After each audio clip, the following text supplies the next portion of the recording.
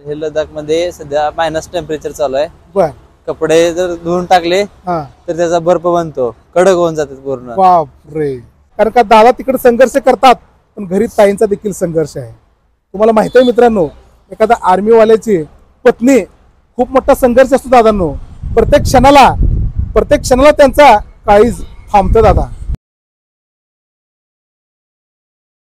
मित्रांनो नमस्कार. मित्रांनो खरंच आज आनंदही तेवढाच आहे आणि भाऊक पण तेवढाच आहे मित्रांनो. कारण काय तर मित्रांनो आज आपल्याला भेटण्यासाठी सोनाली यादव ताई आणि गणेश यादव हे दादा आता मित्रांनो हे आपल्याला भेटायला आलेत. मंगळवाडा केले ना जत. तर मित्रांनो जत वरून आपल्याला हे भेटायला आलेत. अक्कलकोटला चालले होते.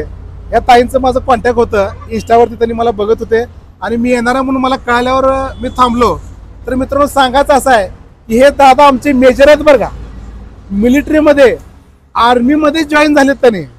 तर मित्रांनो ही खूप गोष्ट संघर्षाची आणि कटू आहे बरं का. दादानो आज मी त्यांच्याबद्दल ऐकलं की त्यांनी आता मला बोलता बोलता सांगितलं की दादा मी लेह लडाखमध्ये सध्या आहे, तिथे जॉब करतोय सध्या. लेह लडाखचं वातावरण मित्रांनो तुम्हाला माहिती असेल नसेल, सध्याचं तिथलं टेम्परेचर मायनसमध्ये आहे. किती मायनसमध्ये आहे दादानो, आपण त्यांच्याच कडून आपण ऐकूया की त्यांनी काय परिस्थितीत आज लढतात. आपल्या देशाचा अभिमान स्वाभिमान म्हणजे आपल्या देशाची इंडियन आर्मी बरोबर. तर त्या आर्मीवाल्याकडूनच आपण त्यांची थोडी मुलाखत ऐकूया. तर दादा मला सांगा आज तुम्ही सध्या कुठं जॉईन आहात? लेह लडाख मध्ये. लेह लडाखचं वातावरण काय आहे सांगा बरं थोडक्यात. लेह लडाख मध्ये सध्या मायनस टेम्परेचर चालू आहे. बर. कपडे जर धुवून टाकले तर त्याचा बर्फ बनतो, कडक होऊन जातात पूर्ण. बापरे. दिवसभर पूर्ण थंडी असते. हा म्हणजे दिवसभरच टेम्परेचर किती राहते साधारणतः प्लस राहते का मायनस राहते. -10 पर्यंत आणि संध्याकाळी 20 पर्यंत जाते. बापरे. संध्याकाळी बर्फ भरून जातो पूर्ण पाण्याचा. पाणी सुद्धा बर्फ होतो. मग तिथं सर आपण जर पाणी प्यायचं म्हणलं तर कसं पिता हो तुम्ही पाणी? गरम करून प्यायला लागतं. गरम करून पहिल्यांदा गरम करायचं बर्फाचं आणि मग गरम. बापरे. आणि आपण जे अन्न खातो ते अन्नाचं सुद्धा भाजी वगैरे ते सुद्धा बर्फ होत असेल? हा त्याच्यावर बर्फ असं असतो पण एवढं म्हणजे हे होत नाही. बनवण्याची तुम्ही सिस्टीम वगैरे सगळी गव्हर्नमेंटनं सोय दिली, सोय केली आहे. पण दादा अशा वातावरणात एखादं घर दिसतं का? घर नाही तिकडे. बापरे. खूप मोठा संघर्ष आहे दादा. आणि असं ऐकलं की अजून टेम्परेचर आता वरचेवर कमीच होणार आहे म्हणते. हा अजून नोव्हेंबर डिसेंबर -40 पर्यंत जाईल. नोव्हेंबर डिसेंबर मधलं डिसेंबर पर्यंत. बापरे. तर मित्रांनो खरंच ही खूप संघर्षाची कहाणी आहे. आपल्या देशवासियांना म्हणजे आपल्या देशाचे रक्षण करणाऱ्या आपल्या इंडियन आर्मीला माझा सलाम आहे दादा.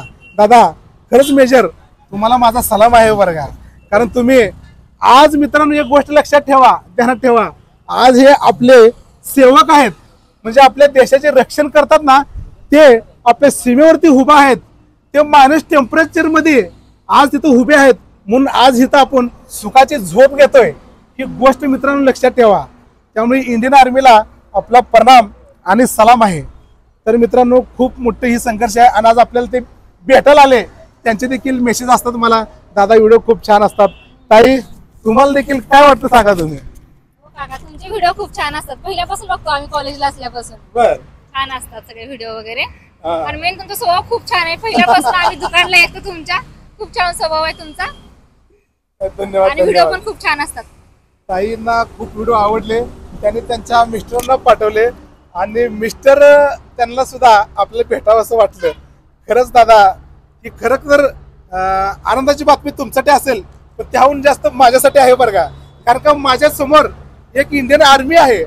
कारण एक खरं सांगतो मित्रांनो तुम्हाला, माझं देखील एक स्वप्न होतं बरं का दादा. खरं सांगतो मला ज्यावेळेस मी लहान होतो म्हणजे 12वी शिक्षण होतं. 12वी शिक्षणानंतर मला सुद्धा वाटायचं की आपण खरंच आर्मीसाठी जावं आणि मी सुद्धा भरतीसाठी प्रयत्न केलो बरं का. पण शेवटी नशीब लागतं भरतीला होण्यासाठी. आणि त्यात आमचे हे दादा आणि आमचे हे ताई दोघांचं खरंच कौतुक करण्यासारखं आहे. कारण का दादा तिकडे संघर्ष करतात पण घरी ताईंचा देखील संघर्ष आहे. तुम्हाला माहिती आहे मित्रांनो, एखादा आर्मीवाल्याची पत्नी खूप मोठा संघर्ष असतो दादांनो. प्रत्येक क्षणाला त्यांचा काळीज थांबतं दादा. आज कुठं काय झालं, कुठं बॉम्बस्फोट झाला, कुठं युद्ध झालं, तर त्यांच्या मनात लगेच एक तार चोचल्यासारखं होतं की काय झालं असेल. ही संघर्ष खूप मोठा आहे. त्यासाठी मेजरला देखील सलाम आहे, माझा ह्या ताईला देखील सलाम आहे. तर खूप खूप छान वाटलं तुम्हाला सगळ्याला भेटून. आणि दादा असंच तुम्ही आमचं रक्षण करताय आणि आमच्या भारतीयांचं देखील तुमच्याबद्दल असंच आदर आणि प्रेम हे कायम असेल दादा.